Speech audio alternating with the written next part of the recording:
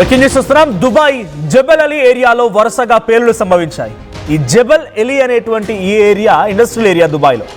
So 20 నిమిషాల్లో వ్యవధిలోనే సుమారుగా 7 పేలుళ్లు సంభవించాయంట. సోషల్ మీడియాలో ఇప్పుడు ఆ విషయం వైరల్గా మారింది. సో ఆకాశంలో దట్టమైనటువంటి పొగలు కమ్ముకొని బాంబుల శబ్దాలతో ఆ ప్రాంతం అంతా దద్దరిల్లిపోయింది. సో బాంబు పేలుళ్ల వీడియోని తీసినందుకు 2 వ్యక్తులకు అరెస్ట్ చేశారు. ఇరాన్ యుఎస్ యుద్ధం నేపథ్యంలో దుబాయ్ టార్గెట్ గా యెమెన్ రెబెల్స్, హౌతీ రెబెల్స్ ఈ దాడికి పాల్పడి తెలుస్తోంది. అయితే దాడులకి అధికారికంగా ఇంకా ప్రకటన విడుదల చేయలేదు యుఏఈ. పోర్ట్ కి ఆనుకొని ఉన్నటువంటి ఇంధన నిల్వలని, వేర్ హౌస్లని పూర్తిగా కూడా ఈ మంటల్లో చిక్కుకొని దగ్ధం చేశాయి ఆ మిసైల్స్. ఇరాన్ అమెరికా ఉద్రిక్తత నేపథ్యంలో యుఏఈలో హైలైట్ కొనసాగుతోంది. సో ఇక్కడ ఈ విజువల్స్ మీరు చూస్తున్నటువంటి ఆ సంఘటన చూడండి. దుబాయ్లో ఉన్నటువంటి జబల్ అలీ అనేటువంటి ఇండస్ట్రియల్ ఏరియాలో జరిగినటువంటి మిసైల్ అటాక్. అది 20 నిమిషాల వ్యవధిలోనే 7 మిసైళ్లతో అటాక్ చేసింది Houthis. It's not yet confirmed హౌతీసే అటాక్ చేశారన్నది ఇంకా అఫీషియల్ కన్ఫర్మేషన్ లేదు. బట్ ఈ అటాక్ కి కారణమైంది మాత్రం హౌతీస్ అనేది ఇరాక్ సంబంధించిన ఒక మీడియా సంస్థ రాసుకొచ్చిన వార్తలు మాత్రం చాలా క్లియర్ గా ఉంది. అయితే ఈ వీడియోని, అక్కడ జరిగిన దాడికి సంబంధించిన వీడియోని రికార్డ్ చేస్తున్న ఇద్దరిని కూడా అరెస్ట్ చేశారు. కారణం అమెరికా దుబాయ్ గతంలో ఒక మాట చెప్పుకొచ్చింది. Dubai is called as a heaven city.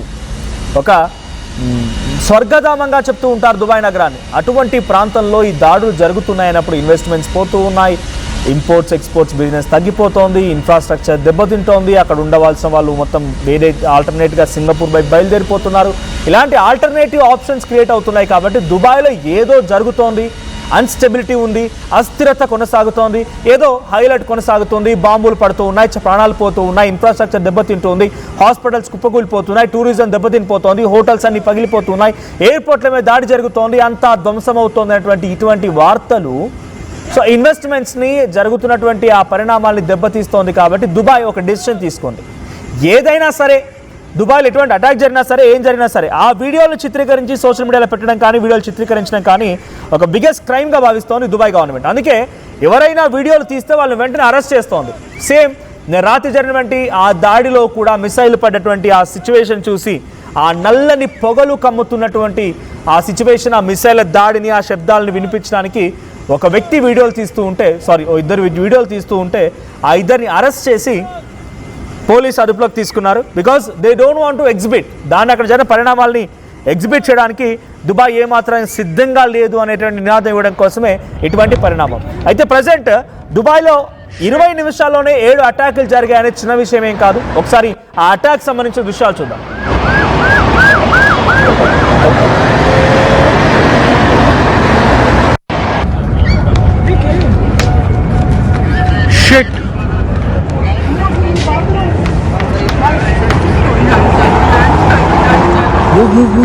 Move. Nikal. Another drone. Boss. Go, leave from there.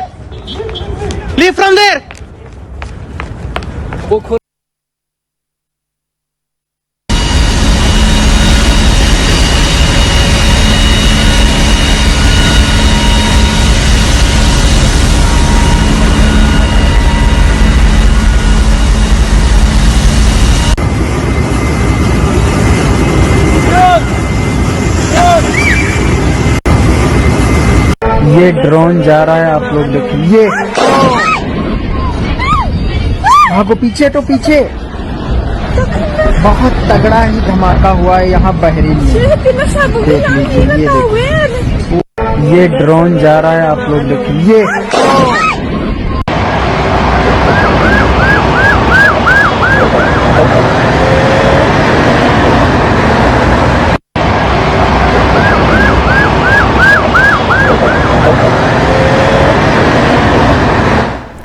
So ఇవి ఆ శబ్దాలు. సో ఇక్కడ ఆ 2 వ్యక్తులను అరెస్ట్ చేసిన తర్వాత కూడా కొన్ని వీడియోలు బయటకు వచ్చాయనంటే ఇరాక్ మీడియా రాసుకొచ్చిన కథని. సో దాంట్లో ఏముంది, ఇరాక్ మీడియా ఏం రాసుకొచ్చిందనంటే, Iraq's news outlet have claim that the missile attack was launched on the United Arab Emirates from Yemen నుంచి అటాక్ జరిగింది యుఏఈ మీద అనేది ఇరాక్ మీడియా సంస్థ రాసుకొచ్చినటువంటి వార్త.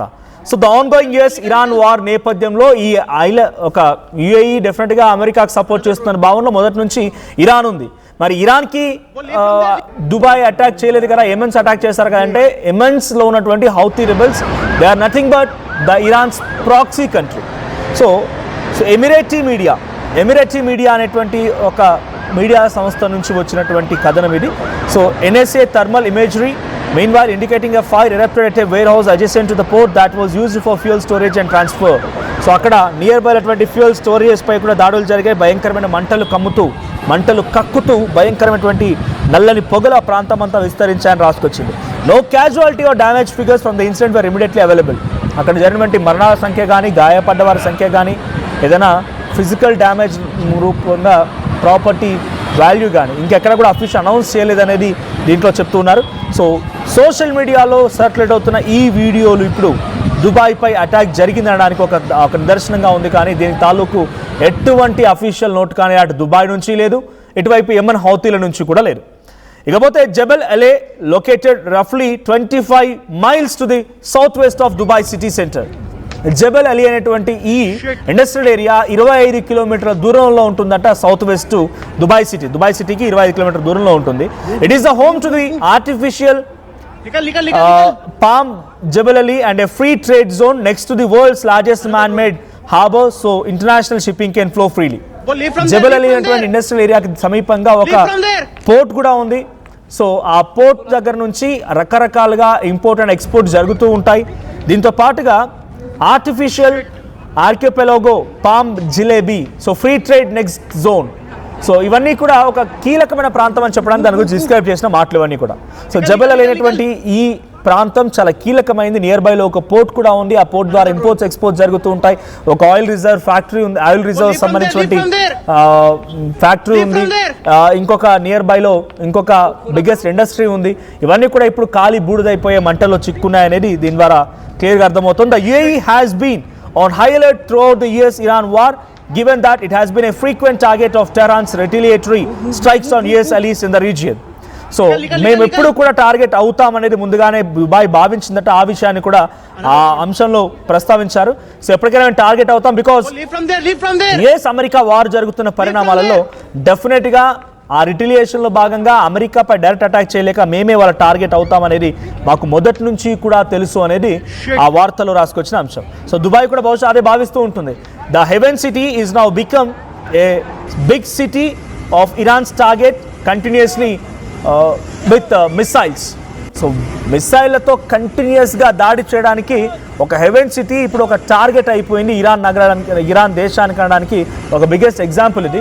వరుసగా దాడులు జరుగుతున్నాయి, 1 కాదు 2 కాదు, చాలా సందర్భాల్లో. ఆల్టర్నేట్గా దుబాయ్ సిటీకి సింగపూర్ని మార్చేసుకున్నారు చాలామంది ట్రేడర్స్ కానీ బిజినెస్ మ్యాన్స్ కానీ, హూఎవర్ తమ లైవ్లీహుడ్ కోసం అక్కడ వెళ్ళాలనుకున్న వాళ్ళు కానీ ఏకంగా వాళ్ళ డెస్టినేషన్ చేంజ్ చేసుకున్నారు. దుబాయ్లో ఇరాన్కి సమీపంగా ఇన్ఫ్యాక్ట్ కొంత మీరు గూగుల్ మ్యాప్ లేదా మ్యాప్స్ కనుక చూస్తే డెఫినెట్గా ఇరాన్కి సౌదీ అయినా కొంచెం దూరంలో ఉంటుంది, కానీ ఓమన్ అండ్ దుబాయ్ ఈ ప్రాంతాలు మాత్రం చాలా వెరీ నియర్ బైగా ఉంటాయి. Very short distance, maybe approximately ఒక 250 to 300 కిలోమీటర్స్ దూరంలో ఉంటాయి. సో ఈజీగా ఒక మిడ్ రేంజ్ మిసైల్తో వాటిని ఢీ కొట్టవచ్చు. సో అందుకే Dubai is a very nearest target to Iran.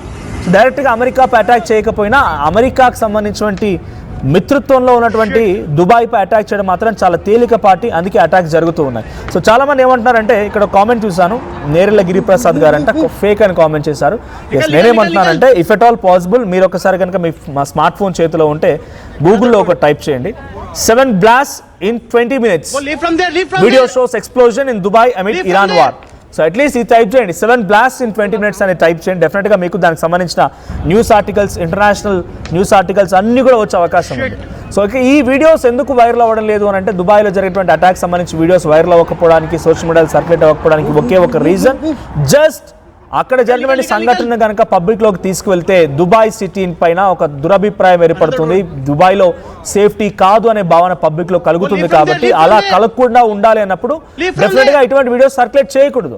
ఇదేమవుతోంది, once ఒకసారి సర్క్యులేషన్ అయిన తర్వాత మిస్యూజ్ అవుతోంది, రకరకాలుగా స్ప్రెడ్ చేస్తున్నారు. దుబాయ్లో ఈరోజు జరిగిపోతుందని, ఇన్స్టెబిలిటీ ఉందని, ఎకనామికల్ క్రైసిస్ ఉందని రకరకాలుగా మిస్స్ప్రెడ్ అవుతోంది కాబట్టి, మిస్లీడ్ అవుతోంది కాబట్టి దుబాయ్ గవర్నమెంట్ ఇట్ సెల్ఫ్ వాళ్ళు ఏం చేశారు, they want to restrict the type of video shootings and they would like to restrict the video circulations, fact check లేకుండా లేకుంటే ఫేక్ సర్క్యులేట్ అవ్వకుండా కంట్రోల్ చేయాలనుకుంటారు. But it's authentic news from Iraq media, Emirati media నుంచి and చాలా international national channel నుంచి వచ్చినటువంటి కథనం. దీని వెనుక ఎటువంటి దురభిప్రాయం కానీ ఫేక్ అని కొట్టిపోయడానికి అంత ఈజీగా లేదు.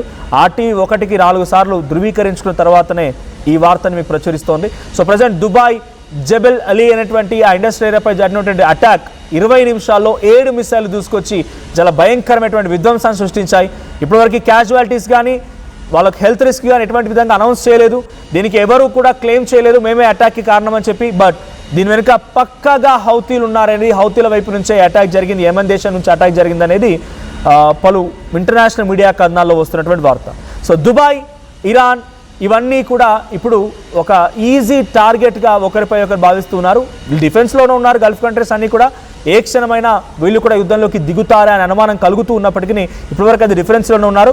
ఇరాన్ కానీ, ఇరాన్ ప్రాక్సీ దేశాలు కానీ గల్ఫ్ కంట్రీస్ చుట్టూ మొత్తంగా ముచ్చమటలు పట్టిస్తూ ఉన్నాయి. సో దుబాయ్లో మరొక అటాక్ బిగ్గెస్ట్ సెన్సేషన్గా మారింది. మరి ఈ అటాక్ తర్వాత అమెరికా అటు ఇరాన్పై కానీ, యెమెన్స్ హౌతీలపై కానీ ఎటువంటి రియాక్షన్ ఇస్తుందో చూడాలి.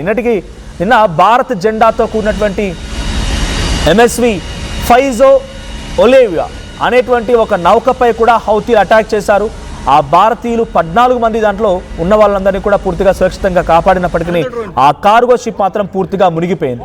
ఓవైపు ఇటు భారతీయ నౌక పైన భారత్ జెండాతో కూడా నౌకపై అటాక్ చేయడం, ఇంకోవైపు దుబాయ్పై అటాక్ చేయడం, ఈ 2 అటాక్స్ని పరిగణలోకి తీసుకుని అమెరికా హౌతీలపై ఎటువంటి అటాక్ చేస్తుంది, హౌతీలు ఏ రకంగా రిస్ట్రిక్ట్ చేస్తుందో చూడాలి.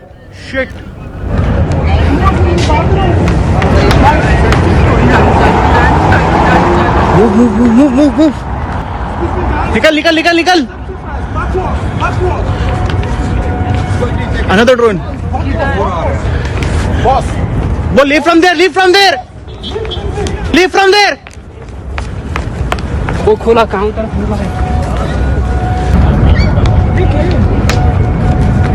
shit